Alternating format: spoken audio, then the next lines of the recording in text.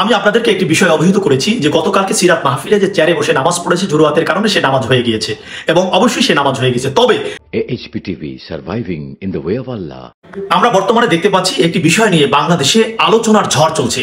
যে বিষয়টি হলো গতকালকে সোহরাওয়ার্দী উদ্যানে সিরাত মাহফিল হয়েছে, রাসূল আরবি সাল্লাল্লাহু আলাইহি ওয়াসাল্লামের জীবনী নিয়ে সেখানে আলোচনা হয়েছে।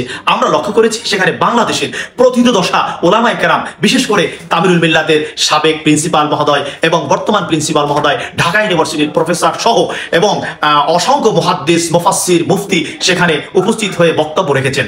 কিন্তু যে বিষয়টি নিয়ে আমরা দেখতে পাচ্ছি যে নামাজ দিয়ে একটি বিতর্কের জন্ম দিয়েছে কালকে মাহফিল। সেই বিতর্কটি কি? সেই বিতর্ক হচ্ছে যে একদল বলছে যে চেয়ারে বসে নামাজ পড়েছে, তারা নামাজের কোনো ব্যবস্থা করেনি সিরাত কমিটি। আসলে ওই জায়গায় আমি ছিলাম এবং কি কারণে চেয়ারে বসে নামাজ পড়েছে সেটি আমি আমার দিক থেকে একটু স্পষ্ট করতে চাই। কারণ হচ্ছে যে 4 তারিখে মাহফিল ছিল, সেই মাহফিল প্রচন্ড বৃষ্টি থাকার কারণে মাহফিলকে পিছিয়ে একদিন পিছানো হয়েছে, অর্থাৎ 5ই অক্টোবর মাহফিল করা হয়েছে শনিবার। কিন্তু এত পরিমাণে বৃষ্টি হচ্ছিল যাতে করে মানুষ মাটিতে বসতে পারছে না।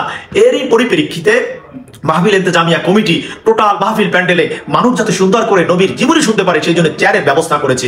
কিন্তু যখনই আজান হয়ে গিয়েছে, আজানের পরে এখন মাটিতে পানির থাকার কারণে কাদা মাটি, সেজদা দেওয়ার মতন কোনো অবস্থান না থাকায় আর এত পরিমাণে মানুষ হয়েছে যে তারা অন্য কোথায় গিয়ে নামাজ পড়ে আসবে। যে পরিমাণে লোক হয়েছে, আশেপাশে যে মসজিদ ছিল তাতে যদি এক গ্রুপ নামাজ পড়ে আবার আর এক গ্রুপ, এরকম করতে করতে রাত্র 12টা বেজে যাবে, তাহলে প্রোগ্রাম চলবে কখন?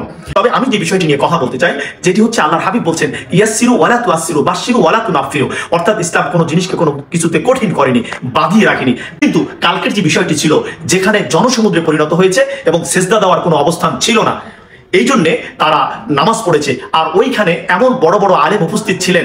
এখন বিষয়টি হলো যে যারা এটা নিয়ে সমালোচনা করছেন, আমি তাদের উদ্দেশ্যে বলবো যে ভাই, যদি এটা নিয়ে কোনো প্রবলেম থাকে, সমস্যা থাকে, তাহলে আপনারা লিখিতভাবে সিরাত কমিটিকে দেন যে আপনারা এভাবে কেন করলেন। তবে আপনি মনে রাখবেন যে আপনি যদি ফেসবুকের মাধ্যমে এটিকে ছড়ান যে নামাজ হয়নি, তারপরে নামাজ এভাবে পড়ছে, ওইভাবে পড়ছে, এটা মৌদুদিবা, তাহলে আপনি ভুল করছেন। কারণ আপনাকে মনে রাখতে হবে যিনি মুসলমান তিনি নামাজ পড়েন, নামাজ পড়ে তিনি বিশ্ব মুসলিম উম্মার জন্য দোয়া করেন। আপনি যদি মুসলমান হন তাহলে আপনার জন্য তিনি দোয়া করেন। তাহলে আপনি আপনার ভাইয়ের, যেই ভাই আপনার জন্য নামাজ পড়ে দোয়া করে, সেই ভাইয়ের কিভাবে আপনি সমালোচনা করেন? এখানে সমালোচনা করা যাবে না। আল্লাহ রাব্বুল আলামিন বলছেন ওয়াতাসিমু বিহাবলিল্লাহি জামিআন ওয়া লা তাফাররাকু, অর্থাৎ এক হওয়ার জন্য বলছেন। তো যদি কালকের কোনো প্রবলেম হয়ে থাকে সেক্ষেত্রে আপনি সিরাত কমিটিকে লিখিত আকারে দরখাস্ত দিতে পারেন যে আমরা এটা কি লক্ষ্য করলাম। আমরা দেখতে পাচ্ছি যে এই একটি বিষয়কে কেন্দ্র করে আপনার যে টুঙ্গিতে বিশ্ব ইজতেমা হয় সেটির সমালোচনা চলে আসছে এবং বড় বড় যে সমালোচনা চলে আসছে। আসলে সমালোচনা না করে বিধর্মীদেরকে আমরা চান্স করে না দিয়ে, আমাদের যদি মুসলমানদের মধ্যে কোনো দ্বন্দ্ব, কোনো আলোচনার বিষয় থাকে, ইখতিলাফ থাকে, দ্বন্দ্ব না সরি, যদি ইখতিলাফের কোনো বিষয় থাকে সেটি আমরা বসে সমাধান করব। তবে একজন আরেকজনের প্রতিপক্ষ হব না, একজন আরেকজনের সমালোচনা করবো না, গিবাত করবো না। কারণ হচ্ছে কালকে যে মাহফিলটি হয়ে গিয়েছে সেখানে আমারই একটি বক্তব্য ছিল যে দূরত্ব, অর্থাৎ যে দূরত্ব বেশি হয়ে গেলে নামাজ হবে না। আমি কালকে মাহফিলে বসেও বলেছি, এখনো বলি যে বিষয়টা আমি অনেককে বলছি ভাই এখানে নামাজ পড়েন না, নামাজ হবে না, কিন্তু আপনারা কাতারে যান, কিন্তু তারা যায়নি। এখন সেই জন্য তো মাহফিল কমিটি দেয় না।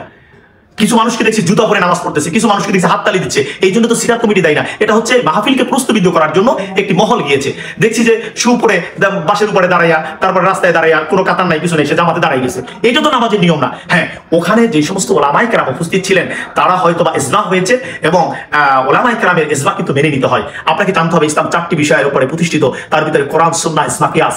তো সেখানে যে বড় বড় ওলামায়ে কেরাম ছিলেন যারা মদিনা আল মুনাওয়ারা, মক্কা আল মুকাররমা থেকে পাশ করে এসেছেন, ইউনিভার্সিটিতে তারা দার্স দিয়েছেন।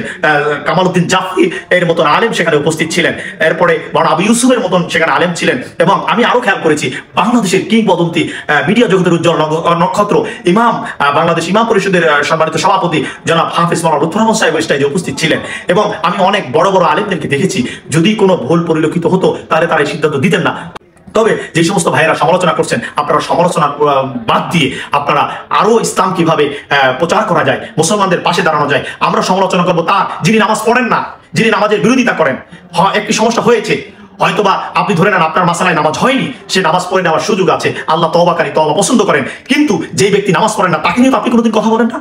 যিনি নামাজের বিরোধিতা করেন, যিনি নাস্তিক, যিনি এই দেশ থেকে নামাজ উৎখাত করতে চেয়েছেন, যিনি নবীর সমালোচনা করেছেন, যেই সমস্ত মোরতাদরা এই দেশে এখনো নামাজ এবং নবীর সমালোচনা করে, তাদের বিরুদ্ধে তো আপনাকে আমি কথা বলতে দেখি না।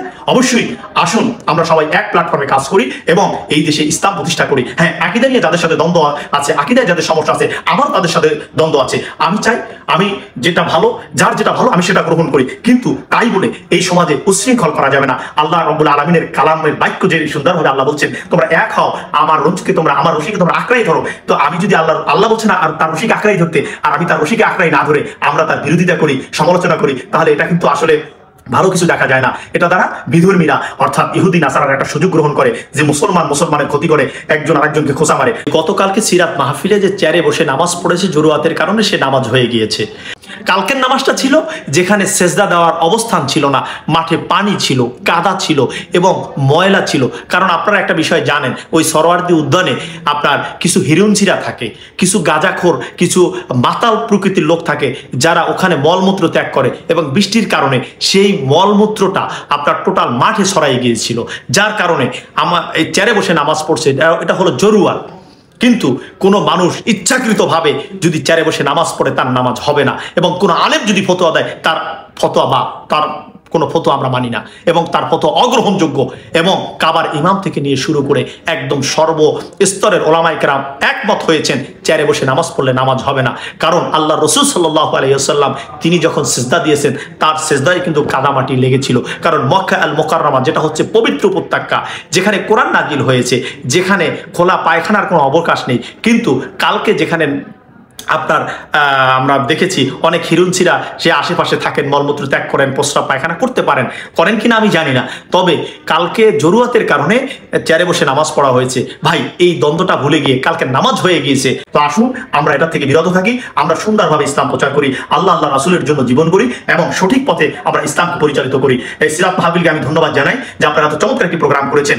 আল্লাহ সকলকে দিনের সঠিক বুঝ, সহি বুঝ দান করুক। আসসালামু আলাইকুম ওয়া রাহমাতুল্লাহি ওয়া বারাকাতুহু। সাবস্ক্রাইব করুন AHP টিভিতে। AHP TV, surviving in the way of Allah.